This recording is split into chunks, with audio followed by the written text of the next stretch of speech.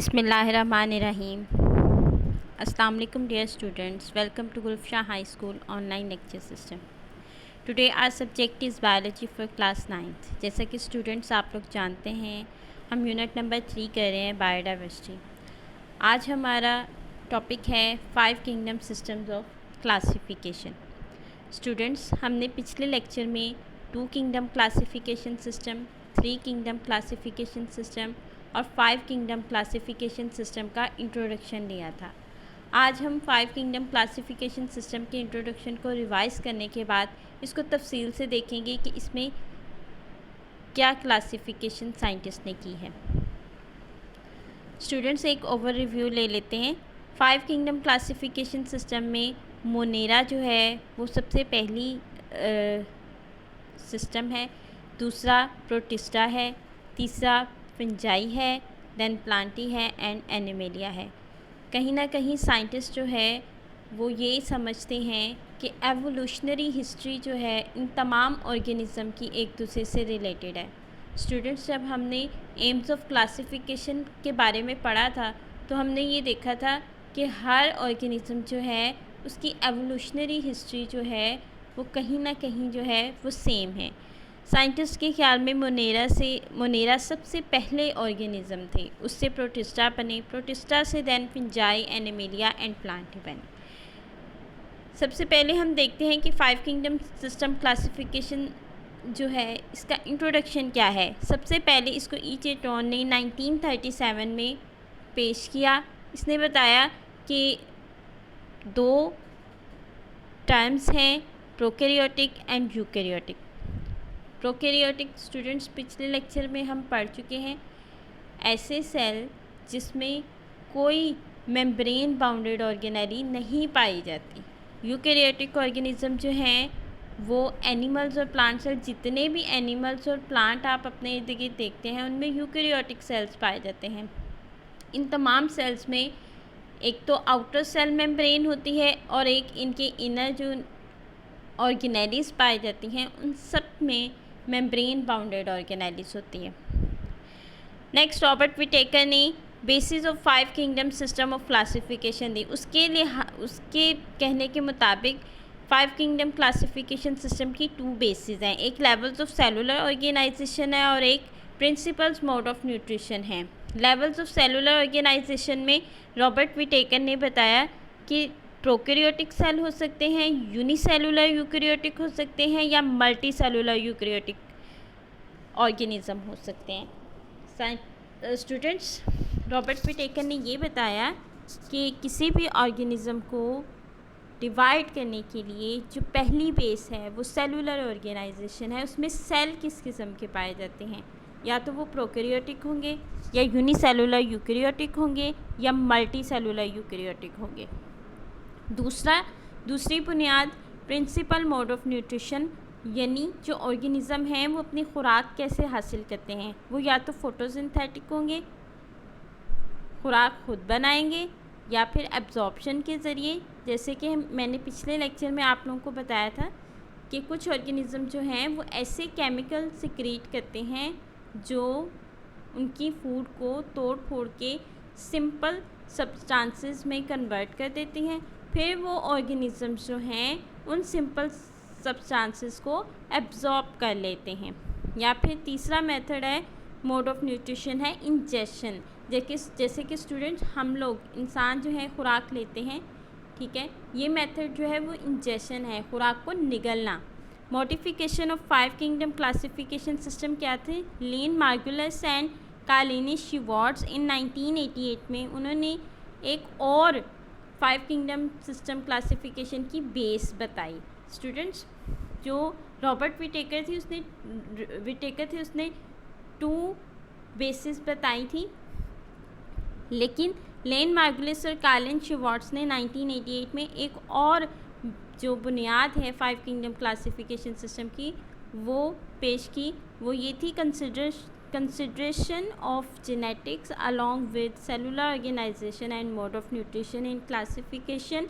Cellular organisation और mode of nutrition in classification के साथ साथ अगर ऑर्गेनिज़म्स की जेनेटिक्स की स्टडी की जाए तो हम उनको ईजीली किंगडम में डिवाइड कर सकते हैं। जी स्टूडेंट्स, सबसे पहले 5 किंगडम सिस्टम में जो सबसे पहली किंगडम है वो किंगडम मोनेरा है। अब इसकी क्या करेक्टरिस्टिक्स हैं? It includes prokaryotic organisms. ऐसे ऑर्गेनिजम्स हैं जिनमें प्रोकैरियोटिक सेल पाए जाते हैं, इनमें मेम्ब्रेन बाउंडेड ऑर्गेनेलिस नहीं पाई जाती। मोनेरास आर यूनिसेलुलर, ये यूनिसेलुलर होते हैं। सम फॉर्म कॉलोनीज यूनिसेलुलर होते हैं, लेकिन कुछ जो हैं ये कॉलोनी की शक्ल में रहते हैं। क्लस्टर्स या चेन्स की क्लस्टर गुच्छे की शक्ल में या चेन किसी न किसी चेन की शक्ल में रहते हैं। Prokaryotic sales different eukaryotic cells, या जाहिर सी बात है प्रोकैरियोटिक सेल जो है वो यूकैरियोटिक सेल से डिफरेंट हैं। इनका मोड ऑफ न्यूट्रिशन क्या है? हेट्रोट्रॉफिक हैं, अपनी खुराक खुद नहीं बना सकते, दूसरों से हासिल करते हैं। सम आर फोटोसिंथेटिक, लेकिन इनमें से कुछ ऐसे हैं जो फोटोसिंथेटिक हैं। इनकी एग्जांपल क्या है? बैक्टीरिया और साइनोबैक्टीरिया इनकी एग्जांपल्स हैं। दूसरा किंगडम है हमारे पास किंगडम प्रोटिस्टा। यूकैरियोटिक यूनिसेलुलर है। सबसे पहले लेवल ऑफ सेलुलर ऑर्गेनाइजेशन हम बता रहे हैं कि यूकैरियोटिक यूनिसेलुलर है एंड सिंपल मल्टीसेलुलर ऑर्गेनिज्म होंगे। या तो यूकैरियोटिक यूनिसेलुलर होंगे या फिर यूकैरियोटिक सिंपल मल्टीसेलुलर ऑर्गेनिजम्स होंगे। इनकी एग्जांपल्स हैं एल्गी। एल्गी यूनिसेलुलर है, कॉलोनी बना के रहते हैं और सिंपल मल्टीसेलुलर है। प्रोटोजोन्स जो हैं इनकी ऐसी करेक्टरिस्टिक्स होती हैं जो ज़्यादातर एनिमल्स से मिलती जुलती हैं। Animals resembling protozoans. फिंजाई जो है वो इस तरह की फिंजाई होंगी जो कि प्रोटिस्टा से मिलते जुलते हैं। किंगडम फिंजाई। तीसरी जो है हमारे पास किंगडम वो फिंजाई है। यूकैरियोटिक मल्टीसेलुलर है, यूकैरियोटिक है यानी इनके सेल में मेम्ब्रेन बाउंडेड ऑर्गेनेलिस पाई जाती हैं। मल्टी सेलुलर हैं, बहुत से सेल से मिलके बने होते हैं। हेट्रोट्रॉफ्स हैं, अपनी खुराक खुद नहीं बना सकते, for example mushrooms. Fungi are heterotrophs are absorptive in nutritional mode. Fungi जो है हेट्रोट्रॉफ्स हैं, अपनी खुराक खुद नहीं बना सकते बल्कि एब्जॉर्ब करते हैं, गले सड़े मादों को एब्जॉर्ब करते हैं। कोई एनिमल कोई प्लांट जो है मर जाता है, पहले वो गलता सड़ता है, फिर ये उस मटेरियल को एब्जॉर्ब कर लेते हैं। फिंजाई आर डिकम्पोजर्स। फिंजाई क्या है? डिकम्पोजर्स हैं, मतलब जो मुर्दा चीज़ें होती हैं, मुर्दा ऑर्गेनिजम्स होते हैं, उनको डिकम्पोज करते हैं, कॉम्प्लेक्स मटेरियल को सिंपल मटेरियल में चेंज करते हैं। डिकम्पोजर्स क्या करते हैं? कॉम्प्लेक्स सब्सटेंसेस को चेंज कर देते हैं सिंपल सब्सटेंसेस में। They live on organic materials. Organic material पे रहते हैं। सिक्रीट डाइजेस्टिव एंजाइम, ख़ास किस्म के डाइजेस्टिव एंजाइम को सिक्रीट करते हैं, खारिज करते हैं and absorb small organic molecules. Students, यही मैंने आप लोगों को बताया कि जो एनिमल्स या प्लांट मर जाते हैं उनके ऊपर ये ख़ास किस्म के डाइजेस्टिव एंजाइम को सिक्रीट करते हैं और जब वो स्मॉल ऑर्गेनिक मॉलिक्यूल्स में चेंज हो जाते हैं फिर उनको एब्जॉर्ब कर लेते हैं। नेक्स्ट है किंगडम प्लांटी। नाम से ही जाहिर है इसमें इस किंगडम में प्लांट्स के बारे में स्टडी किया जाता है। It includes eukaryotic multicellular autotrophs. Eukaryotic है, मल्टीसेलुलर है और ऑटोट्रॉफ्स हैं। ऑटोट्रॉफ्स हैं, अपनी खुराक खुद बना सकते हैं। फोटोसिंथेटिक हैं, मतलब फोटोसिंथेसिस के ज़रिए अपनी खुराक बनाते हैं। They have multi cellular sex organs. इनमें सेक्स ऑर्गेन्स जो हैं वो मल्टी सेलुलर होते हैं और ये एम्ब्रियो बनाते हैं अपने लाइफ साइकिल में। इनकी एग्जांपल्स हैं Moses, ferns and flowering plants. Kingdom animalia. It include eukaryotic multicellular consumers. Eukaryotic हैं, मल्टीसेलुलर है, कंज्यूमर्स हैं, मतलब दूसरों से अपनी खुराक हासिल करते हैं, खुद नहीं बना सकते। दे इंजेस्ट फूड, खुराक को निगलते हैं and digest with in specified cavities, और ख़ास कैविटीज़ में डाइजेस्ट करते हैं, जैसे कि डाइजेस्टिव सिस्टम में, स्टमक में, फॉर एग्जांपल स्टमक में डाइजेस्ट करते हैं। लेग सेल वॉल, इनमें सेल वॉल नहीं होती और शो मूवमेंट, और ये हरकत कर सकते हैं। स्टूडेंट्स, ये आपकी बुक का पेज है, ये वही चीज़ें हैं जो हम पीछे पढ़ चुके हैं। Kingdom monera. It includes prokaryotic organisms. They are made of prokaryotic cells. Monerans are unicellular. Also some types form chains, clusters और colonies of cell. यूनिसेलुलर है मोस्टली, लेकिन कुछ टाइप्स जो हैं वो चेन, क्लस्टर और कॉलोनीज़ बनाती हैं। Prokaryotic cells are radically different from eukaryotic cells, most are heterotrophic, अपनी खुराक खुद नहीं बना सकते, लेकिन कुछ जो हैं वो अपनी खुराक बना सकते हैं। वो इस वजह से बना सकते हैं because they have chlorophyll in their cytoplasm, उनके साइटोप्लाज्म में क्लोरोफिल पाया जाता है। Within this kingdom there are 2 different kinds of organism, that is bacteria and cyanobacteria. Kingdom protista है, ये यूकैरियोटिक यूनिसेलुलर हैं या फिर सिंपल मल्टी सेलुलर हैं। इनकी 3 मेन टाइप्स हैं। एल्जी है, एल्जी क्या है, यूनिसेलुलर, कॉलोनियल और सिंपल मल्टी सेलुलर है। ये प्लांट्स की तरह के होते हैं क्योंकि इनमें सेल वॉल पाई जाती है और क्लोरोफिल पाया जाता है। Simple multi cellular means they do not have multi cellular sex organs and do not form embryo. Plants से डिफरेंट कैसे हैं, वो इसलिए डिफरेंट हैं कि इनमें जो है मल्टी सेलुलर सेक्स ऑर्गन्स नहीं पाए जाते और ये एम्ब्रियो नहीं बनाते हैं। Protozoans resembles animals whose cells like chlorophyll and cell wall. जो प्रोटोजोन्स हैं वो एनिमल्स की तरह के होते हैं क्योंकि इनमें क्लोरोफिल नहीं पाया जाता और सेल वॉल नहीं पाई जाती। सम प्रोटिस्ट आर फिंजाई लाइक। फिंजाई क्या है, यूकैरियोटिक मल्टीसेलुलर हेटरोट्रॉफ्स हैं, absorptive in their nutritional mode हैं। कुछ फिंजाई क्या है, डीकम्पोजर्स हैं। डीकम्पोजर्स के बारे में मैं आपको बता चुकी हूँ, ये ऑर्गेनिक मटेरियल के ऊपर रहते हैं। सिक्रीट डाइजेस्टिव एंजाइम, कुछ डाइजेस्टिव एंजाइम को सिक्रीट करते हैं और उन ऑर्गेनिक मटेरियल को सिंपल ऑर्गेनिक मटेरियल में चेंज करते हैं और देन उसको एब्जॉर्ब कर लेते हैं। Kingdom Plantae, it includes eukaryotic multicellular autotrophs. Plants are autotrophic in nutritional mode, making their own food by photosynthesis. Autotroph होते हैं, अपनी खुराक खुद बना सकते हैं। They have multicellular sex organs and form embryos during their life cycle. Mosses, ferns and flowering plants जो हैं वो इसके examples हैं। Kingdom Animalia, it includes eukaryotic multicellular consumers. Animals live जो हैं वो क्या करते हैं, अपनी खुराक को इंजेस्ट करते हैं, निगलते हैं एंड देन इसको डाइजेस्ट करते हैं और इनमें सेल वॉल नहीं होती और ये मूवमेंट करते हैं, एक जगह से दूसरी जगह जा सकते हैं। ये आपकी बुक पे जो है टेबल बनाया गया है, ये इसी जो हमने 5 किंगडम पढ़ी हैं उनकी एक समरी है। किंगडम मोनेरा जो सेल टाइप देखें आप, पहला कॉलम सेल टाइप, उसमें किंगडम मोनेरा सिर्फ प्रोकैरियोटिक है, बाकी सारे यूकैरियोटिक है। न्यूक्लियर एनवेलप सिर्फ किंगडम मोनेरा में एब्सेंट है, बाकी सब में प्रेजेंट है। सेल वॉल जो है वो नॉन सेलुलर पाई जाती है मोनेरा में। प्रोटिस्टा में कुछ किस्मों में पाई जाती है, कुछ में नहीं पाई जाती। फिंजाई में सेल वॉल पाई जाती है लेकिन क्लोरोफिल नहीं होता, उसमें काइटिन होती है। प्लांट्स में सेलुलोज होता है एंड अदर पॉलीसैकेराइड्स होते हैं। प्लांट्स में सेलुलोज पाया जाता है जबकि फिंजाई में सेलुलोज की जगह क्या पाया जाता है, काइटिन पाया जाता है। एनिमेलिया में सेल वॉल एब्सेंट होती है, एनिमल्स में सेल वॉल एब्सेंट होती है। किंगडम मोनेरा जो हैं वो ऑटोट्रॉफ्स हैं या फिर हेटरोट्रॉफ्स हैं। प्रोटिस्ट जो हैं वो फोटोसिंथेटिक हैं, हेटरोट्रॉफ्स भी हो सकते हैं और कम्बिनेशन भी हो सकता है, मतलब हेटरोट्रॉफ भी हो सकते हैं और फोटोसिंथेटिक भी हो सकते हैं। फिंजाई जो है एब्जॉर्प्टिव हेटरोट्रॉफ्स हैं, अपनी खुराक खुद नहीं बना सकते, एब्जॉर्ब करते हैं। प्लांट्स फोटोसिंथेटिक हैं।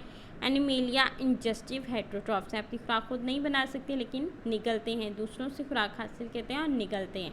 मल्टी सेलुलरिटी में मोनेरा में एब्सेंट है, मल्टी सेलुलर नहीं है। प्रोटिस्टा में एब्सेंट है कुछ शक्लों में। फिंजाई में प्रेजेंट है, ज़्यादातर फिंजाई में मल्टी सेलुलर हैं। प्लांट्स में तमाम शक्लों में मल्टी सेलुलर हैं और एनिमल्स में भी सब ही मल्टी सेलुलर हैं। स्टूडेंट्स, स्टेटस ऑफ वायरसेस जो है, अब वायरसेस के बारे में हम पढ़ेंगे। Viruses are at the borderline of living and non living. Viruses ना तो लिविंग कंसिडर किए जाते हैं ना ही non living. Due to their crystalline nature they are considered as non living. देखिए स्टूडेंट्स, हम लोग लिविंग ऑर्गेनिजम्स जो हैं इनमें जो प्रोटोप्लाज्म है वो कभी भी जम नहीं सकता, कभी भी मतलब फ्रीज़ नहीं हो सकता। लेकिन ये वायरसेस में क्या होता है, क्रिस्टलाइन नेचर पाए। क्रिस्टलाइन क्या होती है, आपने अगर कभी बर्फ़ देखी हो, उसको आप तोड़ते हैं तो वो क्रिस्टल की शक्ल की होती है। वायरसेस क्योंकि क्रिस्टलाइन शक्ल में पाए जाते हैं इसलिए इनको नॉन लिविंग समझा जाता है। दे आर एसेलुलर, इनमें कोई सेल नहीं होता। That is they do not have cellular organization, इनमें कोई सेल नहीं है। Yet show some characters of living organism, लेकिन इनमें कुछ ना कुछ लिविंग ऑर्गेनिज्म की तरह का करेक्टरिस्टिक्स है। वो क्या है, दे पोजेस डीएनए। उनमें सिर्फ डीएनए पाया जाता है। डीएनए की वजह से वायरसेस को हम लिविंग कहते हैं। वायरसेस कंटेन इधर आरएनए और डीएनए। कुछ वायरसेस में आरएनए पाया जाता है और कुछ वायरसेस में डीएनए पाया जाता है। Normally encased in protein coat.